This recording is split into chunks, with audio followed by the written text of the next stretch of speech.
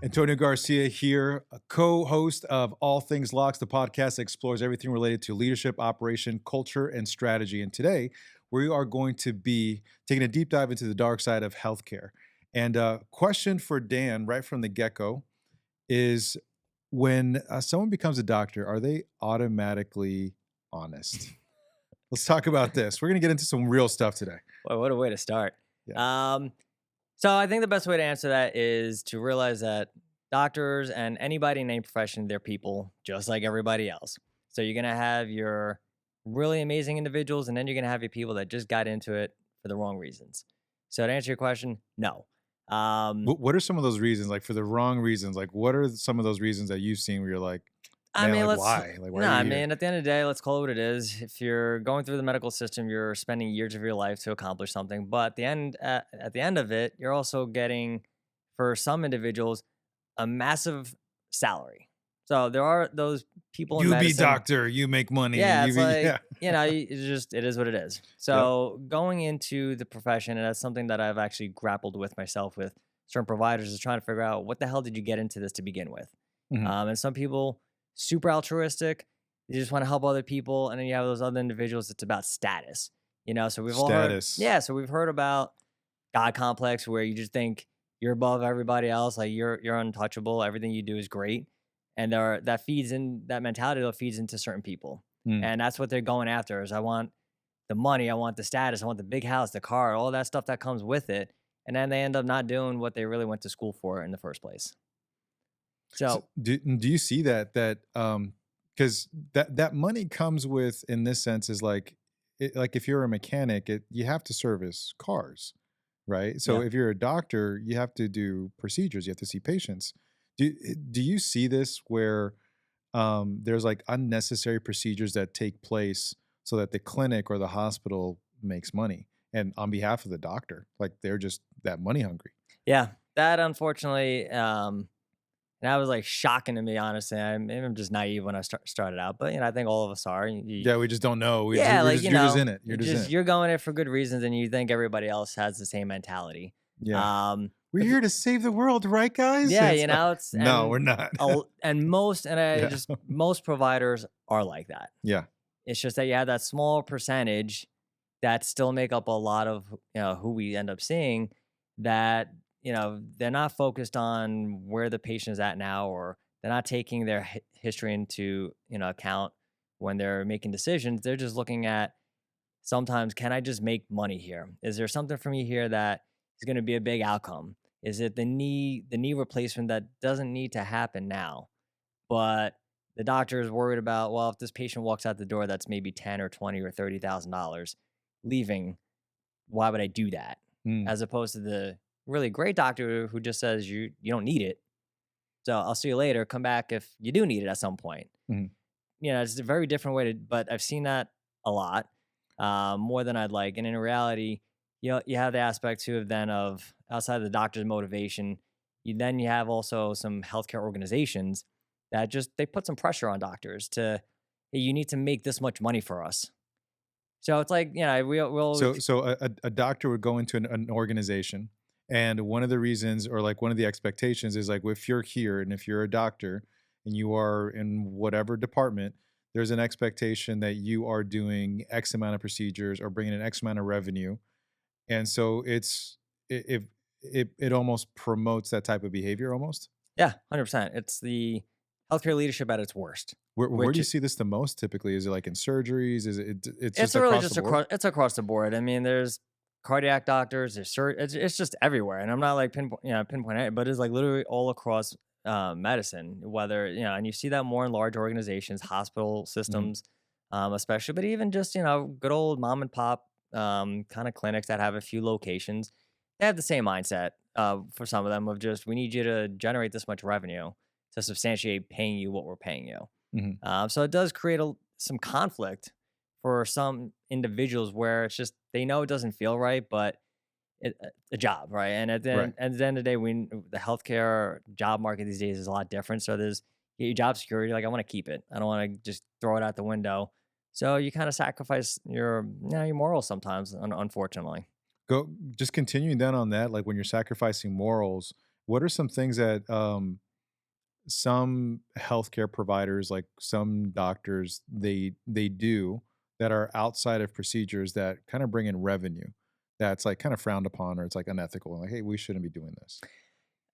You Like I know, hear like about like referral systems that should not be there. yeah, I mean, and what you're, I think, talking about is having a agreement essentially. So if you're a doctor and maybe an organization not working directly with you, but we have kind of like an agreement that hey, you send me patients for procedures, and then I'll give you essentially a kickback. Is Mhm. what we're looking at, which is obviously illegal and definitely highly People get a ethical, good, unethical, I should yeah. say.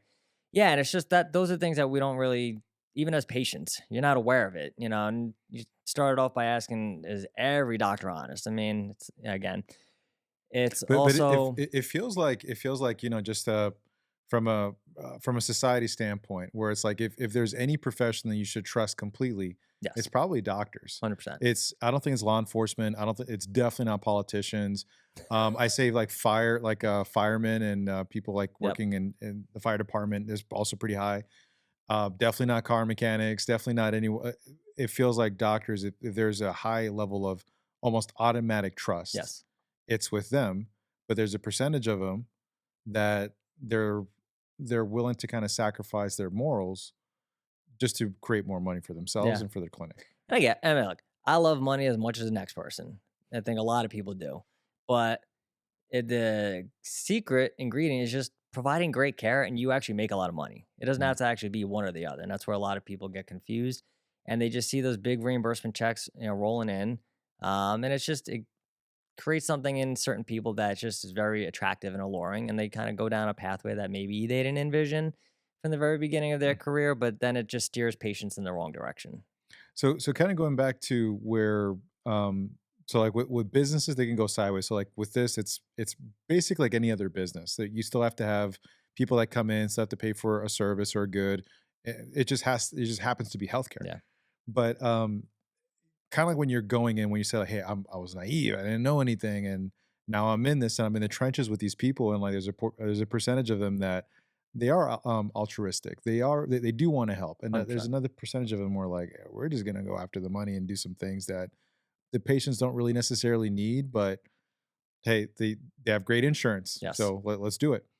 And so, when you're going into these like facilities or these organizations, and you're realizing that the way that the operations or the systems are here, where like it's unnecessary waste and inefficiencies that create the pressure for doctors to do things that they shouldn't do, right? Like because Yeah. their margins are just thinner.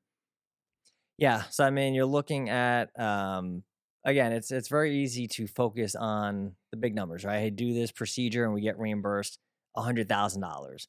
And then you ignore everything else and you're wasting like $70,000. Mhm. So it's really you're focused on the wrong things of your business instead of focusing on, like you said, systems or how to create a very efficient clinic that isn't, and what I mean by that is, we talked a little bit a few episodes ago about doctor burnout. It's a Doesn't big mean problem, Yeah, yeah. it doesn't mean Yeah. you eliminate shit that's there to support doctors and make their life easier, and it doesn't mean you just cut things unnecessarily, which is what a lot of, organizations, they look at. They say, "Let's just lop this off, get rid of this, get rid of that assistant, that front desk person, and just make the doctor work that much harder." That's how we actually increase the productivity. Dude, and, what was a statistic that we saw?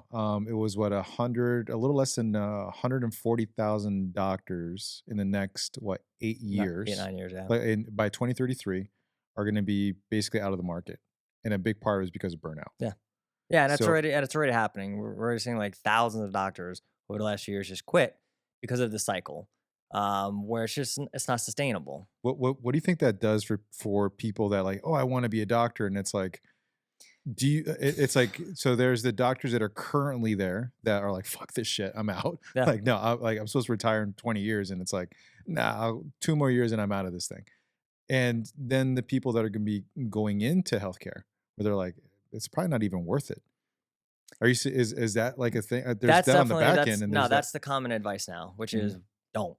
Yeah. And I mean, like, I've been asked that myself. It's, hey, I want to send my child to be a physical therapist or a chiropractor. I'm like, I don't know if that's the best route unless you're going to maybe open your own clinic and not even worry about working with insurance and you're just going to see people one on one. Outside of that, if you're going into an institution, they're few and far between where it's, hey, I got a great 9 to 5. It's not that much stress. My health's good. I'm Mm, getting great patient outcomes. Like those kind of scenarios are actually dwindling. So it's, it's challenging. It's like trying to find that balance. We need more good people, but we're getting less. And it's just it creates this cycle that unfortunately really impacts not just the employees in those organizations, but obviously greatly impacts anybody who has to see a doctor, which is just about everybody. mhm. One of the inefficiencies that happen like with clinics or with hospitals is like just patients start to get backed up. Like you missed the appointment, or we're off by 10 minutes, we're off by 2 hours, and it just starts to really get ugly. There's this really big like it's almost like traffic, Yeah. right? So just a car on the front end, that slows down, it just affects everything for miles behind it. Like same thing with scheduling. Yep. So you mentioned something actually before where sometimes doctors or the clinics or whatever, the provider, they start discharging patients without really doing anything. Yeah. Talk about that. By doing it, did you get an outcome? Mm, Obviously, patients are being seen for a reason. And at the end of the day, again, there's 100% of patients are not going to get better. mhm, And that's one of actually the hardest parts of being a new person in medicine is I'm going to get everybody better, and then you don't, and you kind of feel like shit. It's like I thought I would help everybody, but then there are those practitioners who, hey, I can't help you. But then what I look at is what are you doing? You can still provide value even by not getting somebody better, just by what kind of recommendations can you make to them? And what I mean by that would be, if somebody needs weight loss and you don't have anybody in your clinic or organization that does weight loss, can you create some referral networks? Like, and I mean legal referrals, not like I was talking about before, but create some connections with people in town who can help those patients. So if I mhm. need a nutritionist or I need a dietitian versus, hey, you just need to lose weight and then I can't help you with that. See you later. And then they're on their own and not knowing exactly what the hell to do. Yeah, I've been actually seeing that with hormone replacement clinics where it's like, oh, low testosterone, we need to do this, or here's this peptide. And there's not really a whole lot of discussion as far as like, what's your sleep like? Like, Yeah. are you like sleeping well? Are you like, what do you typically eat the first thing that you wake up? Are you working with a trainer? Do you have anything here? Like, there's one thing you mentioned as far as when patients come in and are they getting the value versus getting a benefit? What's the difference between that and when you look at value versus benefit? I mean, Like, what's an example of that you think? well, I look at benefit as just, maybe they got their outcome. Value is just the kind of service you provide, right? Because you can still have somebody that there's just no helping them, that person who's got maybe just severe arthritis and it's, I can't do anything with this. You maybe need to see a surgeon or what have you. But it's, did I do everything that I possibly can to actually help you get an outcome versus just from the beginning, I can't do anything for you and just forget it and go see somebody else. Mm, That's what I see is the value that you can provide in somebody is just how the hell are you actually trying to help them versus leaving it up to Dr. fucking Google to do the work for you instead of taking an extra minute to troubleshoot and do some research on what else could be done to potentially get you the result that you were looking for when you came here to begin with. dude, I love that. So one example that you gave is like there's times where people get into they're seeing a doctor and they're getting a benefit but not a value. And you mentioned that it was very similar to like if you go like, hey, I'm trying to get my car like an oil change, and then they're like, hey, I switch out the tires for you, and you're like, that's a great benefit, like that's cool, Yeah. but it actually doesn't solve my thing here. Um, and you used also that as an example of if you're trying to get an oil change, but someone's like, oh, we need to do the transmission, we need to rebuild the engine, we need to do this. And you see a lot of similarities with that in healthcare, don't you? Yeah. Yeah. I look at it as are you actually addressing the major problem, like what I came in Mhm. for? I came in for a knee issue and I'm leaving for something related to my back and you didn't even fix my knee. You didn't even address my knee because you saw the bigger value for you monetarily was with my back. Yeah. And we've all had that experience at the mechanic. You're going for something for like $29 and you're leaving for something that's $2,900. You're like, Um, what the fuck is yeah, this? it's You're like like, wait a minute, I don't hold get up. that, but yeah, it's just being able to understand what are you actually here for. Mm. And like there's an example I love because it's just very relevant, and it was like an honest, not even a mistake by by the practitioner. It was just it wasn't kind of comprehending the situation where patient comes in with 9 out of 10 low back pain, and 9 out of 10, like that's really bad. so It's severe. excruciating. Yeah, Like like they I always say, can't. like in medicine, 10 out of 10 is you go into the ER. Yeah. So she was like severe pain. And then the outcome for the visit was he prescribed her orthotics. And I was just like, what the fuck are you doing? Like, you didn't even do anything for her low back. And actually having a conversation with him, running through the scenario of, all right, what would you expect if you were the patient, right? We always talk about empathy in medicine, of putting yourself in somebody else's position to get a better sense of what would I want to have done with me. I'm like, would you just want orthotics if you were in that much pain? He was like, no, hell no, that sucked.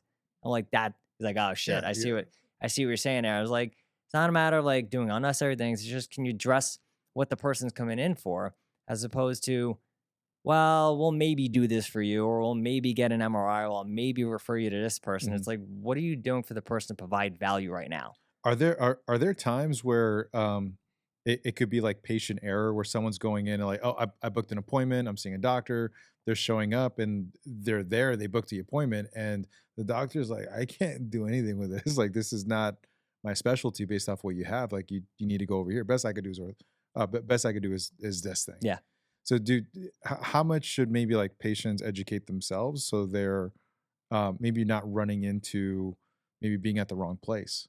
Yeah. Is that a thing at all, or is that? No, that definitely happens. Mhm. You know, you're coming in, and again, like obviously, people just you have the ability nowadays to make appointments online, ZocDoc, you know, what have you. Yeah. So you just see, all right, this person treats this condition.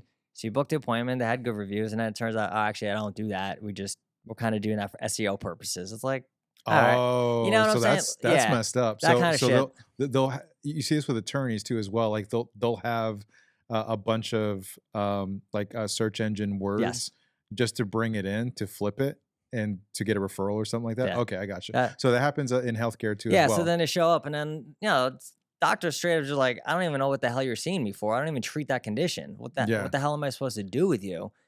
So it's just such a it does happen. It's not like that often, but that shit definitely does happen where now the patient's like, "So what do I do?" And just, I It don't just know, it wastes their day. It try wastes. Google again. Yeah, it's like I Yeah. took off from work because you guys are only open 9 to 5 and I work 9 to 5, so I took off the whole damn day, Mhm. and you don't even treat what I am coming here for. So what do I do now? And it's just like, Like, here's a high I don't know. five Yeah, good luck. and a pen. Like, yeah, good luck. If you need us for what we do, certainly call us back. It's like that's the kind of stuff that it just drives people crazy. And like honestly, when you have good employees, it drives them crazy too, because then they feel bad that they can't actually help somebody. That's it. Maybe that's a good segue point where if you are an employee of a place where you're noticing this stuff, like what should one do? Or like it's like your first day on the job, you're at this hospital and you're kind of seeing this stuff and you're like, wait a minute, like this kind of seems off to me. Yeah.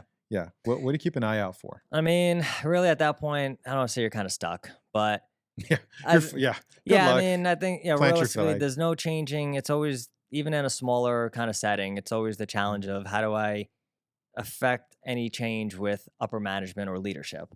So that stuff starts from the top. But in reality, the best thing that anybody can do in that position is just know how to screen the company during the interview process. You know, that's one thing I know people don't do, which is they don't ask their own questions really in an interview. It's like, all right, I'm interviewing with you. You're the owner.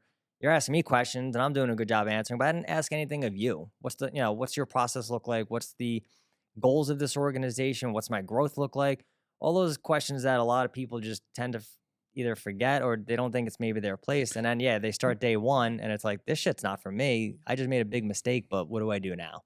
Yeah, yeah. So we mentioned actually one stat a little bit earlier about a little less than 140,000 doctors just leaving the Yep. marketplace in what, like 8 years. Yeah. So I would imagine that when there are some that are going into the market, that they're just going to be it's almost like piranhas, like like they're trying to be recruited heavily everywhere. So for those doctors that, let's just say, they are altruistic, like I really do want to help, I want to be in a good place. Yeah. I don't want to make sure that I move into an organization that starts to erode and cripple and hurt my own values, my own ethics, because that happens too. It just 100%. it's it's that proximity thing. So what are some things that they should prepare themselves for going in? Like how do they screen an organization? Where do they start? I mean, there's easily enough information out there, pardon me.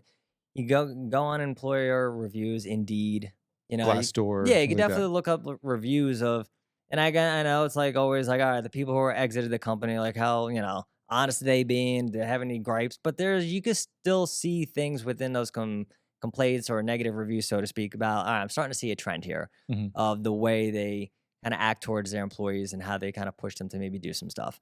So I would just start there, but then ultimately, during the interview process, it's really under getting a real good understanding of the culture in terms of, again, like, what does growth look like? What does a normal treatment for a patient look like?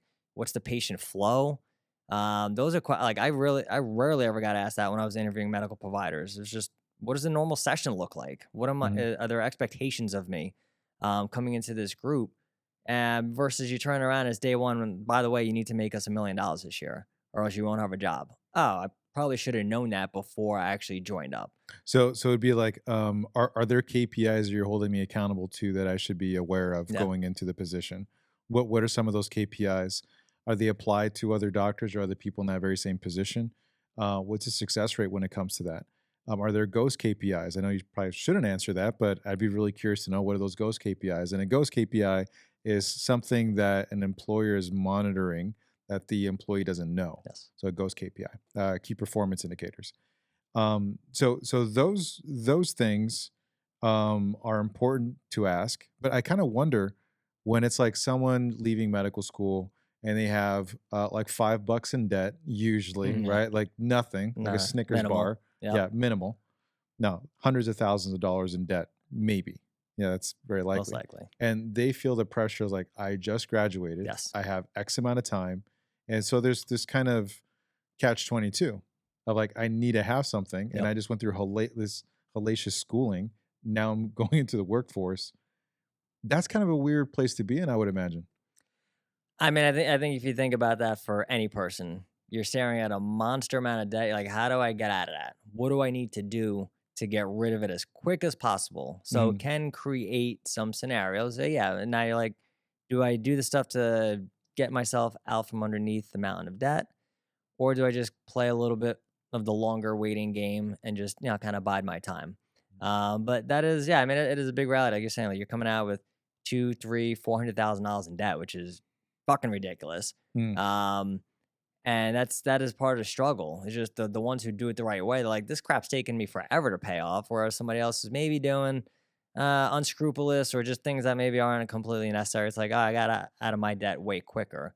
Mhm. So it does create a little bit of internal conflict sometimes.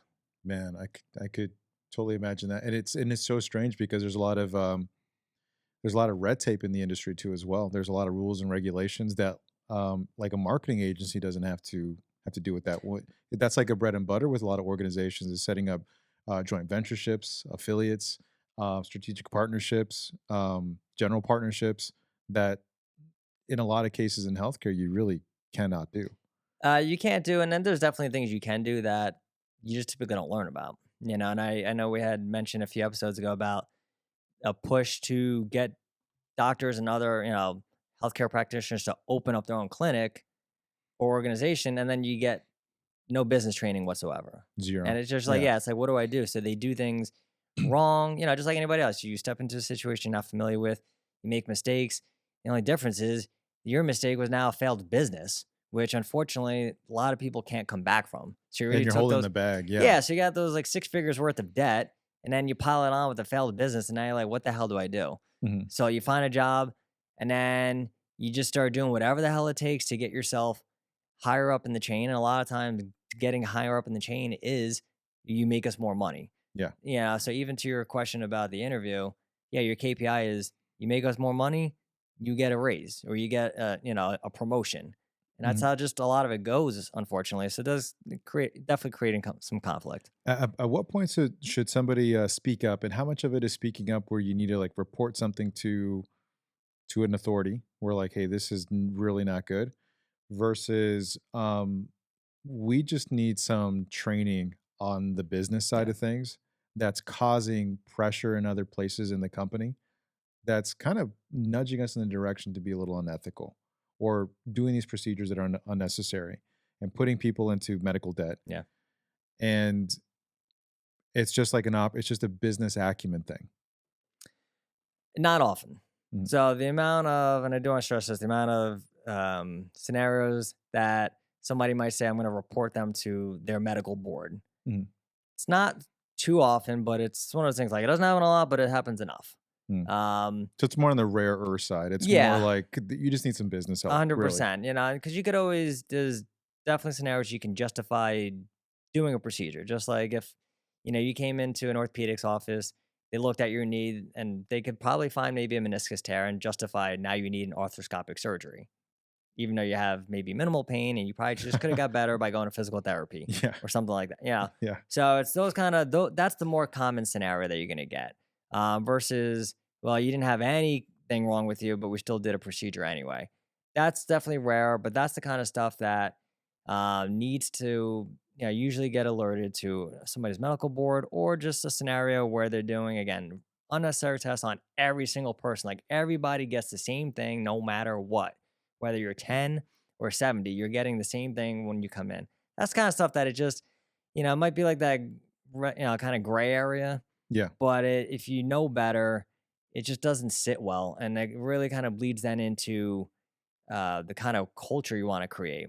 And that's the kind of stuff where people who have, like you mentioned earlier about your morals, those are the kind of scenarios where somebody morals is going to find out eventually that, all right, this isn't for me. This is actually affecting the way I operate because it's not customized. It's all tailored just exactly the same to everybody. That's a scenario where culture is going to be terrible and you're just going to lose a lot of people. And you talked about margins. That's going to be affected because now you're spending a shit ton of money on recruiting, backfilling people who are quitting. And honestly, you just get subpar performance. So your employee productivity goes down the toilet. So it's really, you just waste a ton of money. Mm. So, just to kind of wrap everything up, what are some kind of general recommendations that you would give to people that um, could, to essentially like guard your soul? That in any industry, but especially in an industry like this one, where you're dealing with people kind of at their worst. My wife recently got into a car accident with all three of my little babies in it. So, like people are, in a very sensitive place, Yep. and you're dealing with pain, you're dealing with cancer, you're dealing with all kinds of different things. How does one guard their own spirit or their soul in a place that can be rather crushing, like healthcare, when you are in the wrong spot? Whew, man, that's a tough one. I mean, ultimately, you have to be yourself and you have to listen to your heart and your soul. So, there are enough opportunities out there that if something is going to bring you down and kind of tear away at your why, the reason you got into healthcare to begin with, go look somewhere else. Mhm. That's honestly anybody in any job, right? Like how Yeah. many people just stay in the same shit job when they have options? They Mhm. just it's comfortable. So it's really don't get comfortable, don't sacrifice who you are. Um You got one life, live it. yeah, Don't it's like do that. yeah, Yeah. it's like you went to school for a reason, and even if you didn't go to school and just maybe you're like, I work at the front desk, but I'm part of this company and its mission. Like you have a role to play too, Mhm. and there are there are other clinics out there for you. But ultimately, like you said, it's not a matter of always being negligent or doing things on purpose. You mentioned people getting burned out. People make mistakes, and a lot of these organizations, they just have really shitty systems, poor leadership, and you're talking about your wife, but I mean, the story I always think about is, I mean, it happened to my mom like twice where she went in for like a pre-cancer screening, and both times it was like either A, she was fine, and it turned out the test was positive, and they didn't tell her for like 3 months. And then another time, like they just misplaced her test and didn't even tell her for like 3 months. And it's just like, it's And that's your mom. yeah, it's like I think, and like I was talking to her about that. I'm like, man, it would have like sucked if it turned out you had cancer that never went diagnosed, and you ended up dying from that. And then we're wondering what the hell happened. Like you were super healthy, and Mm. it's like that shit happens every single day, and that's the crap that really should frustrate people in healthcare is that it's a responsibility, but just from a lack of systems. Like, how do you misplace a fucking test in 2024? Like Mhm. everything's electronic nowadays, so it's being able to look at the situations And even if you said they don't care, if you had a good system in place, that overrides the lack of maybe caring by that person who's making minimum wage or whatever it may be. So it's really being able to, even in a terrible environment, you can still make it better by just either getting some good leadership, or if leadership is the problem, which is a lot of times is, you can still recommend, all right, here's how we can put better systems in place. We can then translate that into treating patients better. And guess what? We actually make more money that way. So even if you're in that kind of organization where it's revenue geared, show them how they can make more revenue by Mhm. just actually doing the right thing. Like, it's very fascinating, where it doesn't have to be one or the other. And you and I, we did a bit of a deep dive on some stats and some numbers that they can use for those different Yeah. anchor points in locks. So the leadership, operational side, culture, strategy, and we wrote a great ebook that people can go and download on our website if they wanted to. Right? You want to talk a little bit about that? Yeah. I mean, it's important just to help organizations see that there's a better way. Yeah, we thought about Yeah. selling it. And we're like, this should be a really good start off point for people, Yeah. So just to kind of get that. it's a good jumping off point Mm. for any practice out there. If you're just trying to figure out, how do I, do I even need to get my leadership team better? Like, how do I actually know that maybe they're, I don't say part of the problem, but they're having some struggles and they're having some challenges that are actually definitely leading to some issues with the rest of the team. But how do I know if my systems are poor? Probably if you don't have any, that's a good place to start. But what kind of Right. systems? Yeah, what kind of system do I even need to put into play? And then what does a great medical culture or business culture actually look like? And then understanding what are some strategies that I can implement to grow. As you said, regular business, a lot easier. Um, you could do JV agreements, things like that. Healthcare is a little bit trickier, but there are still so many ways to grow that don't require you to see like 10,000 patients a day. And I Mhm. feel that is the one of the biggest challenges in medicine, especially where it's just we need more revenue, so Right. let's get more patients. And it ends up you walk in, it's like, damn, this shit's like McDonald's. It's like people Mhm. everywhere, or it's like Right. going to like In-N-Out Burger. It's like like 1,000 people in there. It's like, holy shit, this is terrible. Versus understanding, all right, there are other ways that we can provide great care, make a lot of money, and actually get great outcomes, which leads to just more referrals and et cetera, et cetera. Yeah. So the ebook is a good way to start it. I would definitely recommend you guys to check that out for sure. It's not 10,000 pages. We made it nice and short and sweet for you, but gave you the meat and potatoes in there. So download that book, check it out. Um, And give us any reviews on that. Let us know what you think. If anything was effective for you, anything that was a big deal changer for you, a big difference changer for you, write us, let us know, and we'll be putting a link in the description below. So until next time, thanks, guys.